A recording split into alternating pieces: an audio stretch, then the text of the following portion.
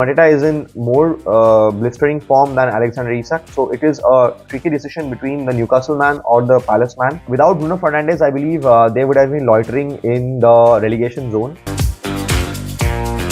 Hey guys, welcome back to another video from the Football Herd. Hope you're doing wonderfully well. So this is a Game Week 32 team selection video in which I'll be talking about my team that I'm featuring in Game Week 32, my current chip strategy which I'm trying to implement, and last but not the least, the best captaincy choice for this game week. So it'll be a very short and crisp video, so make sure you watch the video till the end, and I'm pretty sure that it will add value to your team and help you make more informed decisions for Game Week 32. So without dealing any further, let's get started. So in Game Week 32, the captaincy candidates, in my opinion, are Alexander Isak, then Mateta, and Murphy. Now, amongst these three picks, I'll be discussing about who is my pick and who is the favored one, and what is the ranking of all these players. So as you can see by the numbers that Mateta has already got 7 goals from 16 shots and 1 assist in the last 10 game weeks, and Isak is also not behind with 5 goals from 17 shots, and he has already got 44 points in the last 10 game weeks. But having said that, the kind of fixtures that they both have make it a pretty difficult choice in my opinion, because the fixtures of Newcastle are pretty easy and the fixtures for Mateta are pretty difficult. Now on the contrary, Mateta is in more blistering form than Alexander Isak, so it is a tricky decision between the Newcastle man or the Palace man. But I will be siding ways with Isak just because he did not look 100% fit for me, but Eddie Howe was pretty adamant and saying that he is completely fit, otherwise he won't have risked him. So I'm willing to have faith in that, and I'm willing to play the triple captaincy on Alexander Isak in Game Week 32.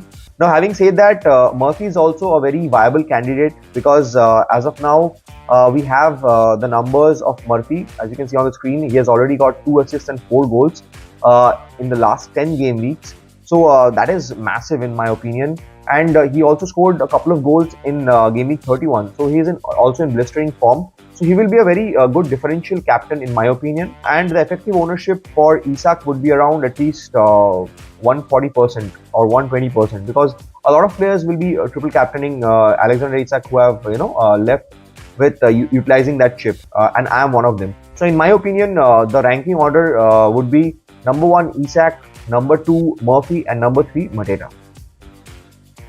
So this is how the team is shaping up for Game Week 32. In goal, I've got Dean Henderson. Now, Dean Henderson was in blistering form.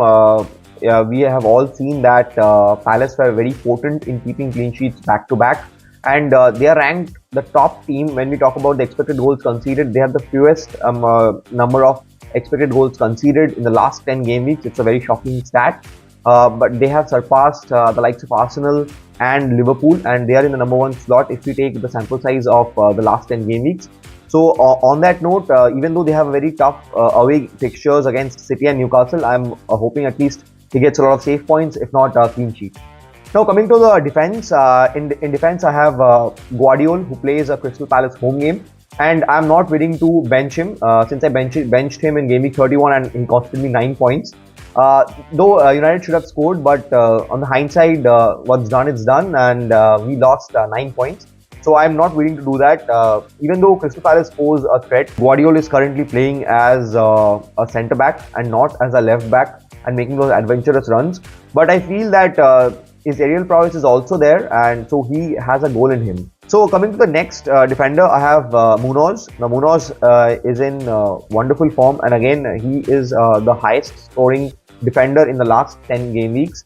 So I'm pretty optimistic about him as well, and I'm playing Munoz consistently for the past 10 game weeks, so he has been a revelation in my team and a must-have currently due to his double game week. Now coming to the third player, it's a differential defender from Newcastle. I have not opted for Livramento, but it's Fabian Schär. Now Fabian Schär, because I feel he has more attacking impetus than Livramento. Livramento has a greater assist potential, but in the set pieces, the heading prowess that Fabian Schär has is immense in my opinion. In the last game week also we have seen that he was nearly scoring 1. So I'm pretty optimistic about Fabian Schär. So that completes the defense. In my midfield, I have midfield 4 of Mohamed Salah, who has a West Ham home game. Now again, Mohamed Salah has not returned in back-to-back 2 games, and a huge haul is due. and we are hearing rumors that he is willing to sign the contract extension.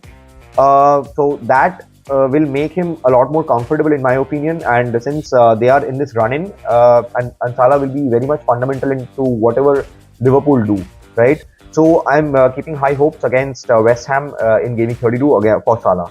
Coming to the next player, that's none other than Murphy. I transferred out Kluivert and brought in Murphy for Gaming 32 because he's in wonderful form. Just like I mentioned about him when I was talking about the captaincy picks. So I have also made a dedicated video in which I talk about the best players to own for Gaming 32. I will linking it above. You can go and check it out. And guys, if you watched till here, if you like this video, it will be very much helpful to me. It will reach out to more people, and if you drop a sub also, that will be also amazing. So coming to the next player, it's Cole Palmer. Cole Palmer has an Ipswich home game, and Ipswich are going down in my opinion. And they are in the bottom three when we talk about the expected goals conceded. And Cole Palmer is, back in the business, I believe, after a dry patch. Now he has been disappointing of late, but I believe Cole Palmer will be firing on all cylinders from this game week itself. So it's an optimistic thought. But the kind of performances that Cole Palmer used to have, was menacing, and I hope that this Ipswich game will be a turning point in his resurrection. Now coming to the fourth player, it's again Bruno Fernandes. Now Bruno has been the heart and soul of Manchester United, whatever they do. Without Bruno Fernandes, I believe they would have been loitering in the relegation zone. So a Newcastle away game is a difficult one, but since he's also on penalties and in free kicks, and he is the most creative outlet for United, we can be optimistic about Bruno returning in this game week as well. Now coming to the forwards, I have forward three of Mateta, João Pedro and Isak. Now Mateta and João Pedro are picks that I already had along with Isak from the last 4-5 game weeks, so I'm not willing to change that. Now Mateta and Isak have the double game week, whereas João Pedro has a very easy fixture against Leicester. That's why I did not transfer him out. But I will be transferring João Pedro out in the subsequent game weeks, where I will be trying to pitch in the likes of Omar Marmoush and Watkins, because they have the doubles. So guys, talking about my chip strategy, I'll quickly drop it here. Drop my chip strategy, that is. In Game Week 32, I am willing to play the triple captaincy.